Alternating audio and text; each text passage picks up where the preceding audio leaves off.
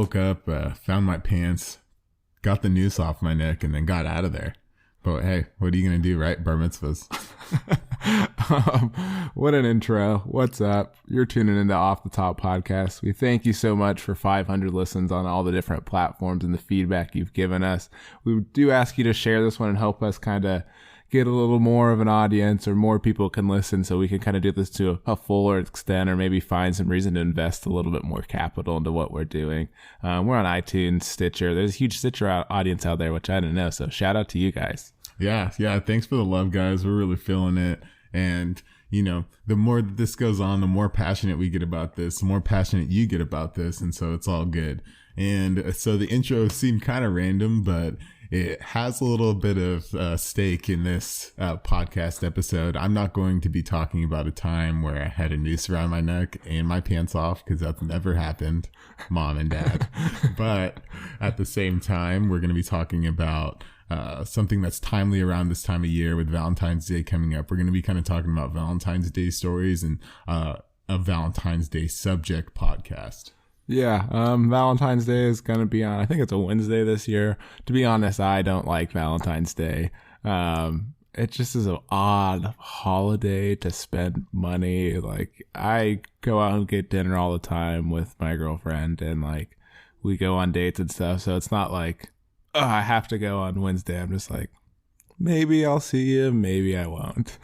Yeah, I definitely, somebody's been with a significant other for quite some time. I'm really curious to hear, like, you know, how mundane or stifled you've made your Valentine's days, because I feel like you're the champion at making something that maybe some people want to make a big deal, not a big deal. Yeah, I'm kind of like the Grinch of Valentine's Day. But with that being said, we're going to just kind of touch, I did some research on some stories from around the world, Reddit, different news articles about odd stories, and kind of bounce those off of you. Then maybe we'll interact and see what we would have done in that situation, or how we would have survived, I guess. Yeah, totally. Let's do it. All right. So this first one comes from the greatest source on the internet, Reddit. As it loads, I found I don't use Reddit very often, and it's a wild place. Dude, you'll find everything in Reddit and nothing at all at the same time. When you're looking, you'll spend hours there and come out with nothing. And sometimes you'll find the most profound thing ever. It's a crapshoot. All right, here we go. First story. When I was about 20 or so, I got a date with a girl who I really liked. She was exactly my type and couldn't believe my luck. We met in a local pub for a few drinks, and things were great. I was getting all the good signs, we were holding hands, and an hour of pure bliss went by, and I needed to go to the restroom. After washing my hands, I went to the hand dryer, and it didn't work, and looked like part of the protective grill was hanging from it. I wanted to dry my hands because I wanted more of the hand-holding stuff. In the single most stupidly brain fart moment of my life, I thought, I can fix this. And I put my hand inside the nozzle of the dryer. Why? Why did I do this? Obviously, I got buzzed by the electric heating element, so I basically burned his hand, fell back, and cracked my head on the wall. I didn't get knocked out, but needed a few minutes to sort my stuff out before going back. I didn't have the spirit to tell her what had happened. Brain fart number 2. I had a banging headache, and I wasn't quite right. Not much later, she made her excuse and left, and turned me down when I asked for a second date. A year later, I found out she had told her friend that she really liked me. But I went to the toilet, and when I came out, I was acting really weird. And she wasn't up for dating someone on drugs. That was my date. Wow. That poor guy. I mean, definitely don't try to be a hero at your local pub and try to fix things, first off. I'm a germ guy, so I'm not going to be putting my hands at anything like that in the first place. I couldn't imagine going on what seems to be a decent date at the time and making it to, the restroom for whatever and going, let me stick my hand in this thing. It only can turn out well, knowing that never turns out that well. Yeah. I mean, there's, like he mentioned, I mean, great on him for having the self-awareness, at least now, to know that two fatal mistakes. Don't put your hand in there. And then secondly, like let your date know if you're mildly concussed, because that's a game changer. Yeah, that's what I was going to ask. Like, it might be embarrassing to explain what happened, or you can think of a really cool story. But like, as the end result, I would have never just like try to brush it over and been like out of, because you obviously know you're out of it when you're walking back. Like, ow, my head hurts a little. Like, I have a throbbing headache. Yeah, quite the interesting story there. But I hope that guy rebounds, and if you're listening, you got this next one. Just, keep your hands out of the heater.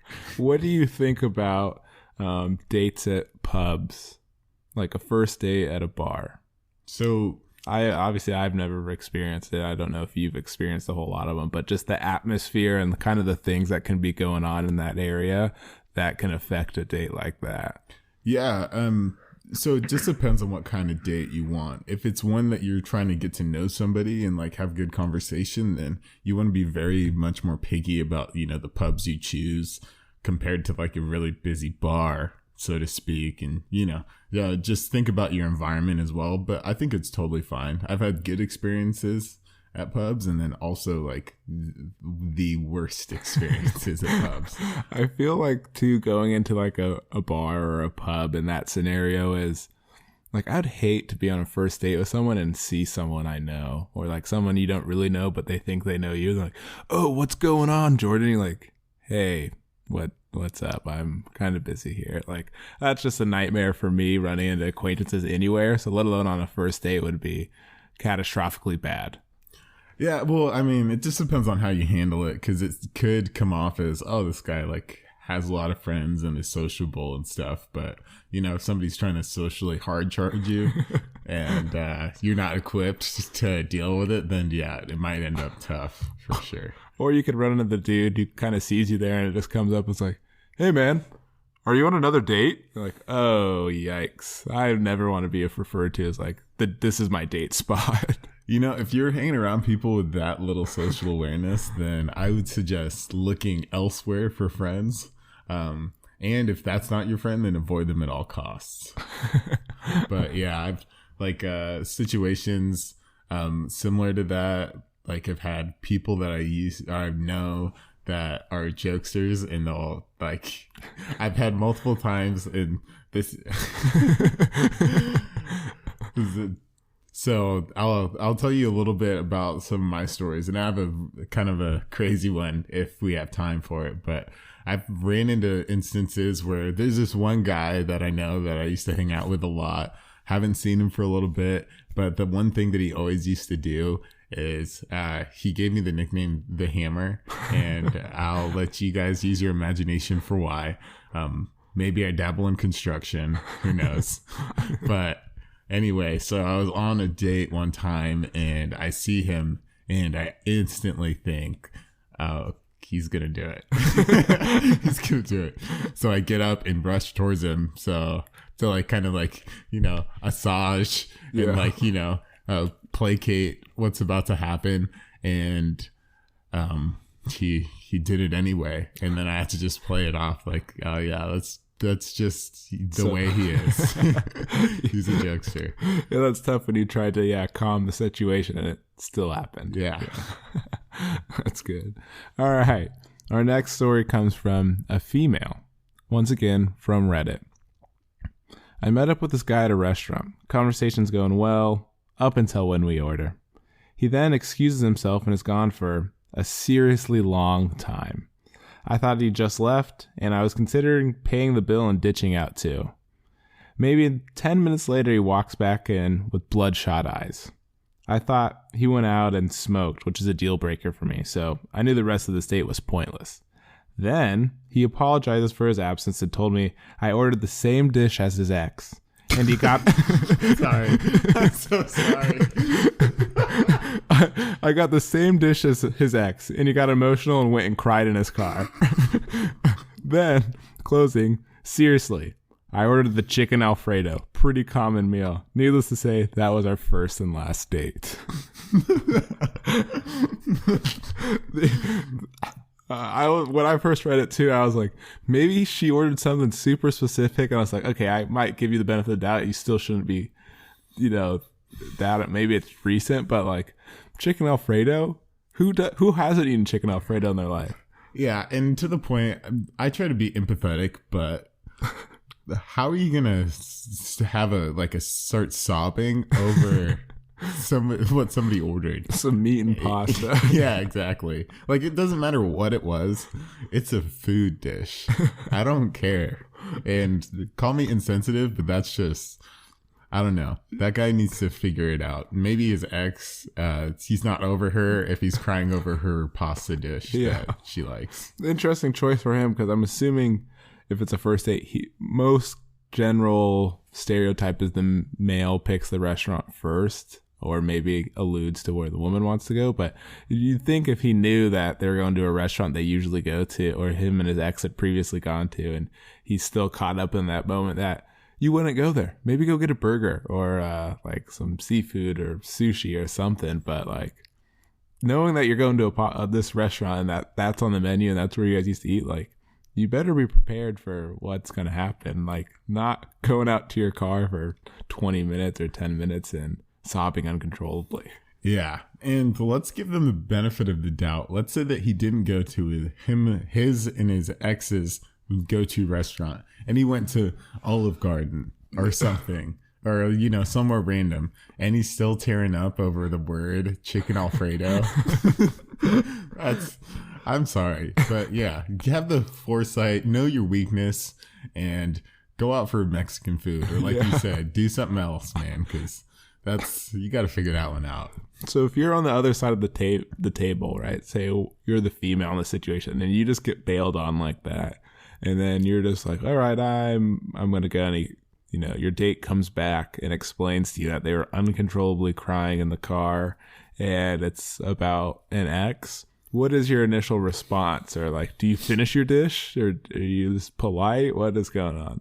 Well, I mean, there's multiple things that run through my head at that point. One is, wow, that's I first try to find words to not make me sound like, well, first off, try to find words that doesn't make me sound like I'm laughing out of that scenario. And I don't think I'm insensitive, but that just seemed like something where, you're waiting for 30 minutes or a really long time, and then they come back and say they were crying over their ex. That just seems a little funny on a date. But then I'm kind of, honestly, my interest is piqued, or curiosity is piqued over what kind of woman or a person has such an impact on someone's life where they can't even look at a meal. Chicken Alfredo the same. Yeah, exactly. I agree. I don't know. Maybe at a certain point I'd just be upset. And yeah, my interest would be kind of piqued also. But I think it would go from a quote unquote date to just a casual conversation. Like, this might not be working out, but I'm definitely here to hear the story. Yeah, exactly. Like it would be, I would guide the story. I mean, it's not a date like you said anymore. It's kind of like you're over it. They're crying. So you gotta either get yourself out of that situation as fast as possible or figure out what kind of person his ex was. So I wonder if he now goes out and avoids places that serve chicken Alfredo, or if he's over it, or if it's just a strict rule, no chicken Alfredo. Well, I personally, if I was prescribing this guy something, I would do an exposure therapy diet. He eats chicken Alfredo 3 times a day for 2 weeks. And then he comes back to me and says, I'm cured, Jordan. Dr. J. Yeah. All right. This one is from just a blog. I had a casual first date with a guy at my apartment. We watched a movie that he had seen before and drank a bottle of wine and chatted.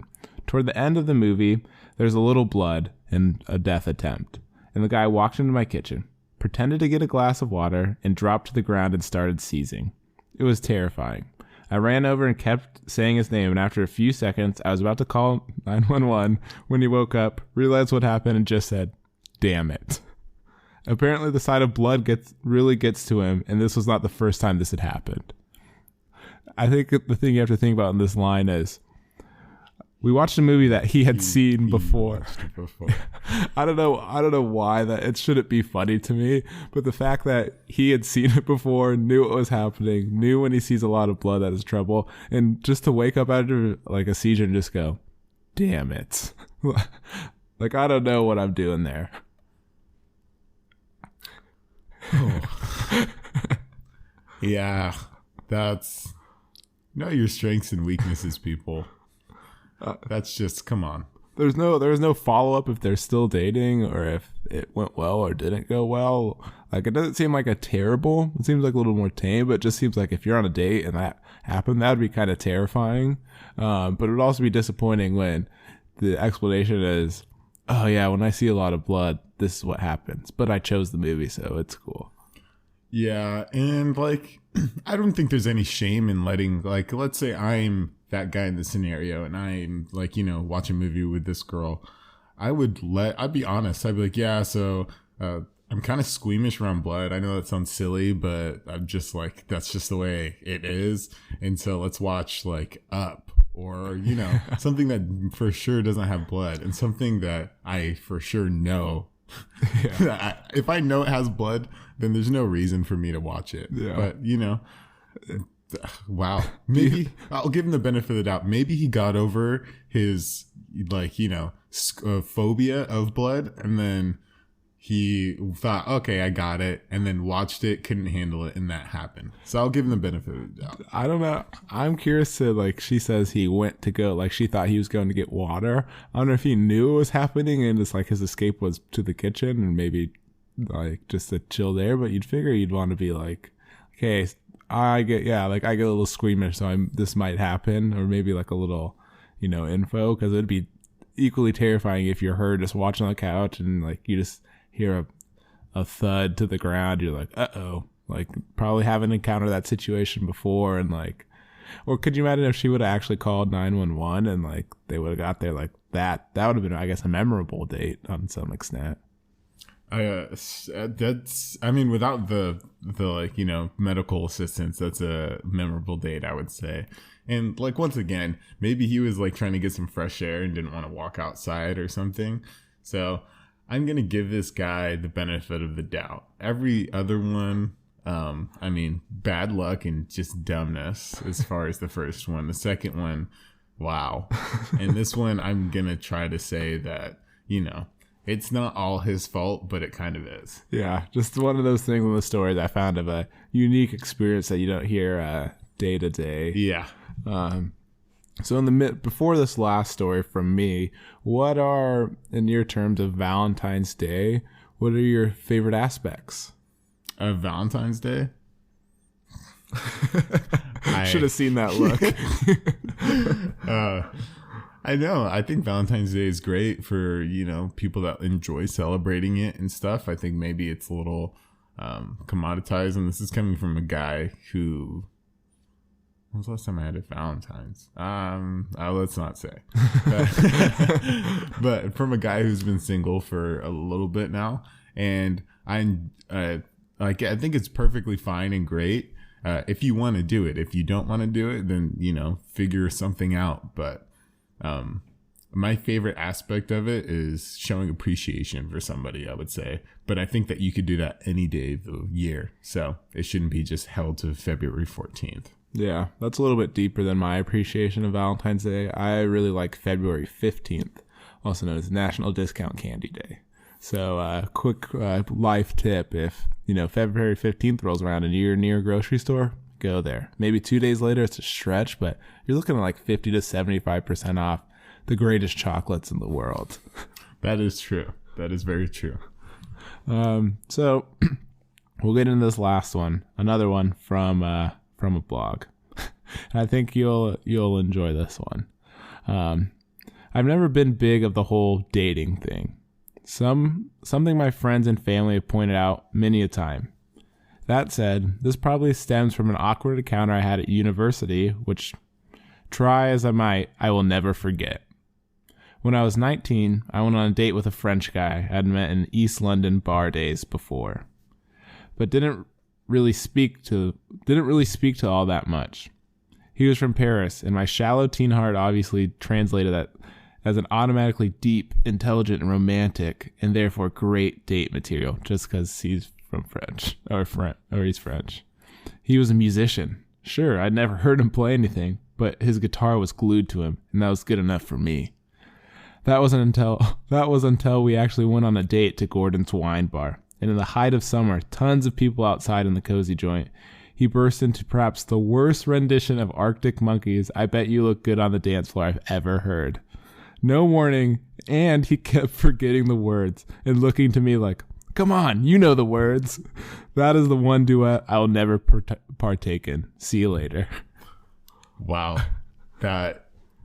Well, people don't judge a book by its cover. That's the basic gist of that one. I don't know.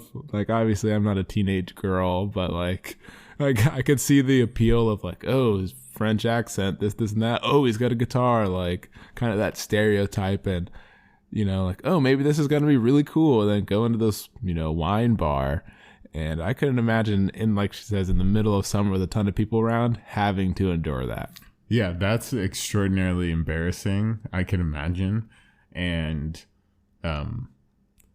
that's something that I probably would say like, hey, like, wow, it's really great. Let's go on a walk. Like, let's get away from people that might know me. I couldn't imagine the mojo it takes to get up to a stage surrounded by people, perform a karaoke song, and not know the words. And then to think your date is going to sing along with you by you simply going, come on, you know the words. You know it. And it's not even a very romantic song, I would say. Arctic Monkeys doesn't have any of those. Especially, I Bet You Look Good on the Dance Floor at a wine bar. I don't know. I've seen some great karaoke performances in my lifetime, and I can tell that just wasn't magical. Like, I don't know. Maybe he's just one of those dudes who sings in the car with the music full up and thinks he's great. And then when time comes around, he just, got a little nervous. Or he's just bad. Yeah. And the thing that I got to think about is like, obviously he didn't consider what he had to lose in that scenario, but really, what did he have to gain? what was the best case scenario right there? Yeah. I think karaoke too is exactly so. There's the one point of like, if you're really good at karaoke and you claim to be a musician, there's kind of an imbalance there. Like, if you have a guitar and you claim to be a musician, you probably shouldn't need karaoke, or like, you should be able to do it yourself. But if you're really bad at karaoke or just don't know the words, it's also can be comical if done correctly, but can also be a jab. Yeah. And let's say, who says that was actually karaoke? Well, even more terrifying is what if he was just doing it out of, just at his table. The movie scene of him getting up and starting to sing it to her. Come on, you know the words. Yeah, I don't know. So if you have any story you like to touch on, or anything you think is, mildly interesting in the dating world, or some date do's and don'ts, elaborate. So I'll share a story with you guys, and I mean, there's been a few. Here's a quick short one, and then I'll do a little bit more elaborate, I would think more painful one for me in the scenario. One day, I forget the day, but I do believe it was on Valentine's Day, so pretty timely, a couple years back when I was younger, and living, well, not a couple years, if more than a couple, but I was living with my parents, and I was in high school, and I was waking up, like getting ready for school, and my dad comes out and he says, yeah, I think somebody TP'd us. And I was like, what the hell? Like, and I started running through the people in my mind who would TP me. And so I go outside, like, you'd run outside and like look at the front porch, and there's a whole bunch of Post-it notes, and they're all pink, and I was really confused. And so I instantly like texted one of my homies, and I accused him of it, and he's like, no, dude, it wasn't me. And there's this like strange stuffed animal too. It was bad and bad taste. It was a monkey with a Cupid's arrow on it. And I was like, all right, this is kind of weird. So I ended up starting to pick up these Post-it notes, these damn Post-it notes before I have to go to school.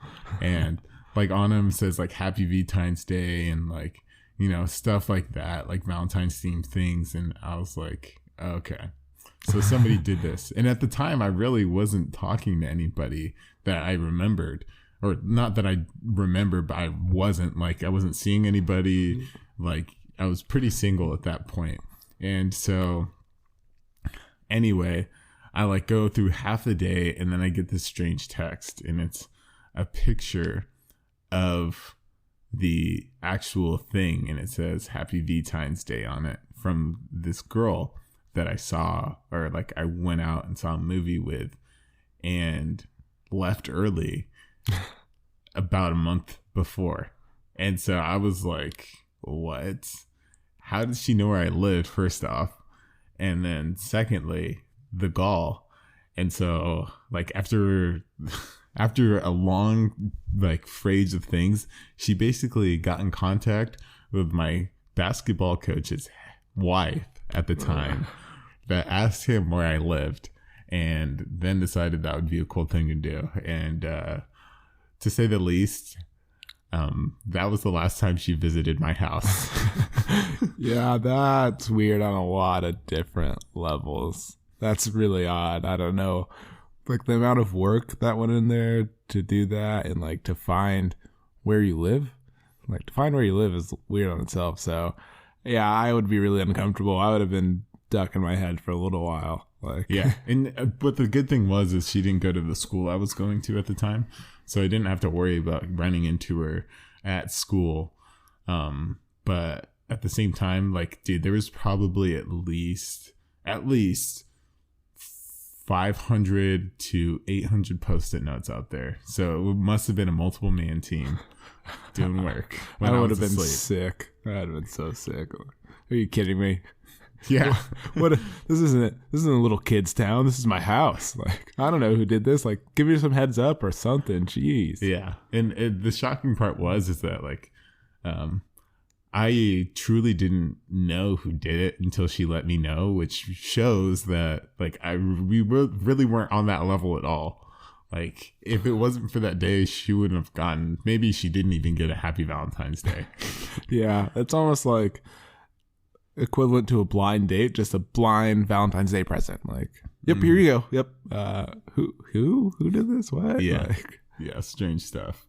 So that was kind of like the kiddie level of a crazy date. Not as much as a Valentine's Day, but let's see if we can squeeze this in. So basically, I went out to a pub, bar to meet the ad. And so Julian knows the story, so he's waiting with enthusiasm to hear everything, and I'll give an abridged version. So I went to this bar to get a drink with this girl I haven't met before. So we ended up talking. She was extraordinarily smart, and we had a good time as far as like talking to each other, and we talked about weird and random things, but it was all good. And the way that we met was through a dating app. And also on that dating app, I was swiping through people, and I noticed somebody who was pretty interesting that I matched with. And this girl had a bald head and a tattoo on her head on the back of her neck. And so that's something that you don't see a lot of times. So it sticks out to you if you'd see that person. Anyway, this person arrived at the same place, and luckily I didn't message this person. So the second I saw them, I was like, is that her? And I went with the game plan of, I didn't know we matched. And anyway, so it if that person ended up knowing the girl that I was got drinks with and was like talking to. And so she came up and introduced herself, and like they talked for a little bit, and then she talked with me and like as a group. And so what happened was she basically like casually threw out there that she had been drinking and had Valium in her system. and so I just looked at her like, okay, all right. And but anyway, like it was just a quick thing, so I wasn't sure if she was being funny or that was just her being honest. And so I just disregarded it, give her a benefit of the doubt. And so I get invited out with them to go to another bar. And so I say, why not? And at this bar, and leading up to the bar, her friend, the bald girl, gets progressively drunker and is quite social when she's drinking, and to the point of where it's like, getting weird here. And so I'm like trying to talk and get to know this girl. Her friend's running all around the place, and granted, she's like 5'1" and like 100 pounds. So you're talking about a really small girl, and I'm a big guy, like 6'3", 200 plus pounds. But she was like flying all over the place and like jumping on me and like, running across the street. And like, I was like, God, my patience was getting short. But the date that I was on was really cool and like a really nice person. So I didn't want to just leave her with this girl, even though it was her friend. So I like endured the night a little bit more. And so eventually the bar closed. We eventually wrangled her friend, and she like found this other couple that was there, this guy with a beard and another girl. I saw them do like a 3-way kiss at one point, and so yeah. This is the point I'm like in bed and I get like a quick call and I answer it, but it's hung up real quick. So I'm like, uh-oh, what's going on? Yeah, and there's a key word that we have whenever something bad happens and we need to be rescued, and I do believe that word was used in the middle of the day or that night. And so anyway, short story long, it was a fight to get her back to her car. Like, this girl's fully drunk. I had to carry her at points to get to her friend's car because she wasn't driving anywhere. She was like obliterated. And so I drop her off, talk to her friend. Her friend's like super apologetic and stuff and saying like, oh my gosh, I'm so sorry. Like this is really bad. Probably won't want to see me after this. And I'm like, no, like just worry about your friend. And I was probably like, she's really cool. Her friend was wild. Maybe I'll give her a second chance. Anyway, I'm walking back to my car. They drive off. And so I get into my car and I start heading down the road. And I happen to see the date's car on the side of the road. And I see the passenger side door open, and I see one person trying to get out of the car and the driver holding on to that girl's arm. So you can imagine what happened. And I drive past them and I think to myself, I was like, Jordan, you can either turn around and help her, or you can wash your hands of this. And being the idiot and the good soul I am, I turned around and helped her. And this is in the dead of winter, I would say. So at that point in the night, it was probably 12, and we got a drink at like, I think 9. It was probably around like low 40s, high 30s. And so, just a treat to be outside in. Man, so I turn and like, I get the girl that's trying to escape, and like we just try to corral her. And so my date's like, all right, so we're gonna call one of your relatives, or like, your cousins, your brother, to get you picked up, because this is crazy. And dude, called them at 12. They didn't get there till like probably 45 minutes later, because we were trying to like triangulate where it's at and going on. And so anyway, like, we're out in the cold because the girl doesn't want to get inside the car. And she like starts spilling and starts implicatably sobbing, and like, must have ordered chicken Alfredo. Yeah, exactly. Somebody ordered chicken Alfredo that night. And so it happened that she kept on saying like, yeah, and he's gonna have his own movie and stuff like that, and a drunken like slur. And so I was looking at her weird, and then the date was like, yeah, so what happened was she was dating this guy and they ended up breaking up, and this guy's like kind of famous. Like, what she's saying, he's gonna get his own movie, like she's not kidding around. And so I both looked at them kind of weird. And then they told me the name, and this guy is famous. Julian has heard the full story in full detail, and he can corroborate the story of this guy being in big movies, and he's a big time actor. And so I'm like, wow, okay.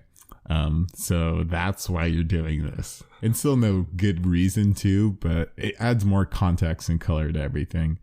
And so she kept on talking about it, and she talked about how that day she walked into Walmart and saw his action figure and stuff like that. And I was like, wow. It got more and more that he's a big time actor and stuff like that. And I was like, trying to put the pieces in my head, him and her, and her saying all this weird stuff about meeting other people. And so anyway, she ended up getting picked up that night at probably I would say around 1:30, and I got to my car. The date was super apologetic, but I got in my car, and I said that was probably, it will be the most wild date I will ever have in my life, and not in the good way, I would say. Yeah, I remember the next morning. Obviously, I got a decent night's sleep, and I wake up and we're in the living room. That is the home of the best podcast in the apartment, and he's like, Jordan's like, yeah, you're gonna have to sit down for this one. And I was like, oh, okay. And then he told him the story, and it's phenomenal. It's for the area that we live in, you don't catch something like that. And the size of this actor is huge. I've met this actor before through a place that I worked, but he obviously wasn't huge then. And then Jordan kind of said, and I was like, wait a second. And then things progressed, and we saw this not the actor, but this other character in Jordan's story, the one who had a little too much to drink, in just different places and different images and this and that. And it's just kind of been a really weird thing to kind of have heard from his experience. Yeah. And I don't know if I could pull anything out of that experience personally. But just the roller coaster of surprise, and then worry, and then regret when I turned around and had to wait just about an hour and and a half out in the cold. It was insane. It works for a good podcast story. So I want to thank you guys for listening, and I hope you guys have a great Valentine's Day. Just to be safe, avoid that chicken Alfredo. Julian, do you have anything to say? Once again, thank you for the great amount of listens we've accrued. Feel free to reach out to us, and maybe, we'll do a story or something you're interested in. We might make it a story, but we're on iTunes, Google Play, iHeartRadio, Acast, Stitcher, all these platforms. So go ahead and follow us on that. Share this on Facebook. We'd really appreciate it. And what are we, Jordan? Other than being I am now the strongest archaeologist podcaster in the hemisphere of the world that I live in, which is the Northwest Hemisphere. But besides that, we're pretty damn good. So Thanks for watching, guys. Cupid's favorite podcast out.